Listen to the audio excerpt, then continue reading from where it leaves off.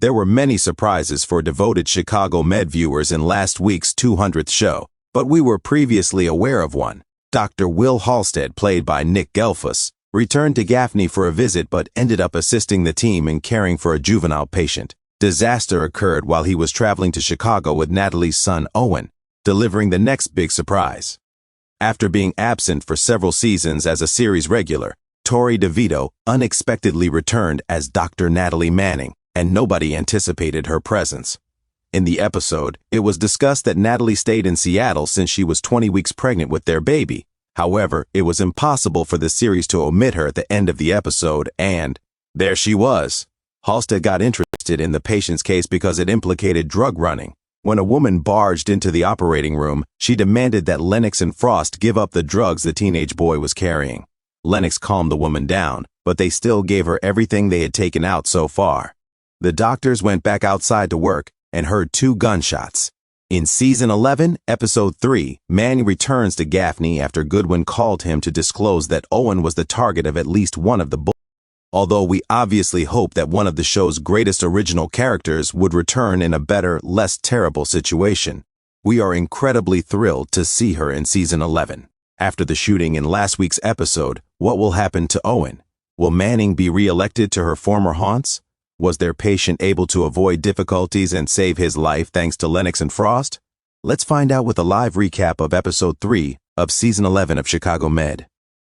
As Natalie arrives, Owen is still in surgery due to a horseshoe kidney. The gunman was tackled by security, and she fired 2 rounds after falling to the ground as the show opens. Owen was seriously hurt when she was able to strike him. Obliterated is how Archer describes one of his kidneys, revealing that he has an ailment known as horseshoe kidney. A kidney will need to be taken from Owen. Natalie is rushing to Chicago in the meantime. To help her feel less anxious, Charles picks her up at the airport so she can see someone she knows. Frost is assisted by Ripley in thinking back on what transpired, and he finds it unbelievable that Lennox was not frightened when a gun was aimed straight at her. 2 patients from auto accidents come before they have much time to waste. Asher consoles Halstead, who believes he is responsible for Owen's wound. He wishes he had brought Owen along to the game. The moment between Halstead is interrupted by Natalie, and they observe Owen's ongoing surgery via the glass. Ripley was discovered floating in the Chicago River and appears somewhat worse for wear, particularly due to his severe case of trench foot. Julian, the victim of the vehicle accident, is brain dead and has little chance of recovery, Lennox and Frost tell him. His goal is to remove Julian from his ventilator as quickly as possible. Natalie is reassured by Archer that Owen will live and that he is receiving dialysis until a kidney donor is located. Lennox stops it before he removes Julian's life support. In Episode 3 of Season 11 of Chicago Med, Natalie wants to give a kidney in order to rescue Owen. They have suddenly ordered Julian to stay on life support, despite his partner's claim that he and his parents had been estranged. Since he is not married to his girlfriend, his parents appear to have the last say. His parents are extremely resentful and guilty when they get there. Archer, Ripley, Halstead, and Natalie are all hanging out in the lounge, while Asher finds things difficult in the emergency department. However, Natalie is sacrificing one of her own kidneys in an effort to give Owen one. After making an effort to communicate with Ripley's river patient, Charles determines that he is suffering from dissociative fugue. Under purposeful wandering, he questions if the victim could have gone farther than they believed and ended up in the river. Julian's partner tells Frost that Julian was separated from his parents long before he was involved. He was raised in an abusive environment. Before Julian's parents remove him from life support, they want Frost to get his sperm back. Julian's partner implores Goodwin to prevent his parents from carrying out the sperm retrieval procedure. He discloses that when he was 9 years old, his parents had a padlock on his door. Julian also had no desire to have children. In the meantime, his parents accuse him of causing the distance. The recovery is possible, despite Frost's strong opposition, and he and Lennox are told to proceed in order to prevent leakage. Doris and Ripley identify their fugue patient and learn the cause of his condition. Asher determines whether Natalie, a match, is physically capable of donating a kidney by scanning her, and she is deemed viable for the procedure.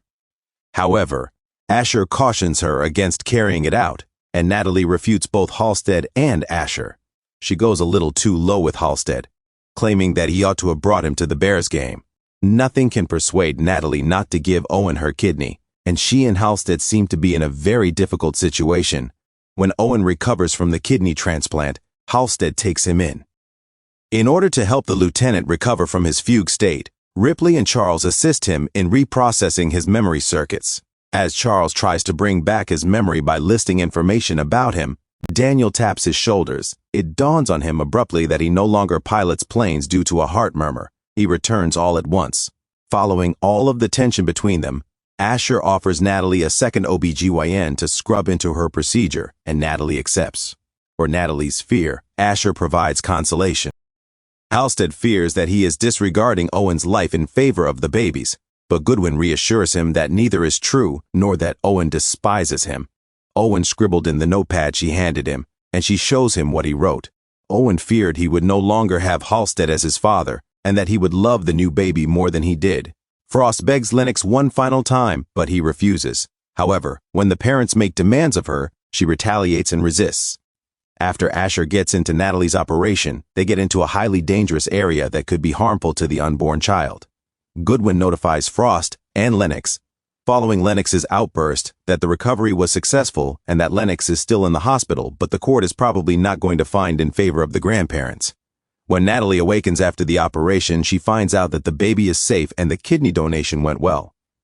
Halstead requests Owen's consent to adopt him legally, and Owen agrees.